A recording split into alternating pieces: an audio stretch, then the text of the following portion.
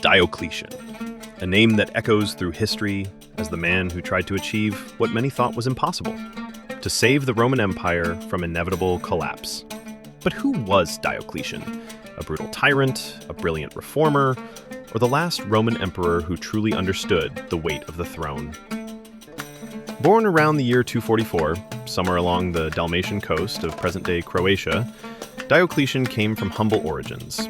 He was not of the old Roman senatorial elite. He was a soldier, rising through the ranks purely by merit, through military skill, sharp intelligence, and ruthless determination. In 284, amidst the chaos of civil wars and the endless assassinations of emperors, the legions proclaimed Diocletian emperor. From the very beginning, he knew the empire could no longer rely on the rule of a single man, and so he created the Tetrarchy, the rule of 4. The empire was divided between 2 Augusti and 2 Caesares. Each ruler governed a distinct region of the empire, defending its borders and maintaining order. Diocletian kept the richer, more stable eastern provinces for himself, while his colleague Maximian ruled the west. Yet Diocletian was more than a military strategist. He was a reformer. He initiated some of the most significant economic reforms in the empire's history.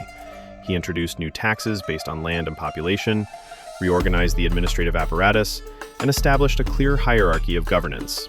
To combat rampant inflation, he issued the famous Edict on Maximum Prices, attempting to fix the costs of goods and services across the empire. But while the intent was to restore economic stability, the reality was different. It fueled black markets and public resentment. His reign is also remembered for the great persecution of Christians. Diocletian believed that the unity of the empire required unity of religion. Christians who refused to worship the Roman gods and the divine emperor were seen as a threat to imperial cohesion. Thus began the last and most severe persecution of Christians in Roman history, brutal but ultimately futile. Yet what truly sets Diocletian apart is his ending. After 2 decades in power, in 305 AD, he did what no emperor before him had ever done. He abdicated, voluntarily. He retired to his massive palace in Split, in today's Croatia, where he spent his final years in peace, cultivating vegetables, far from the intrigues of power. When asked if he would return to the throne, he famously replied, "If you had seen the cabbages I grow, you wouldn't ask me to return to politics." Diocletian didn't save the empire forever, but he prolonged its life by centuries. His reforms, the structure of the Tetrarchy, and his ruthless efficiency gave Rome a second wind.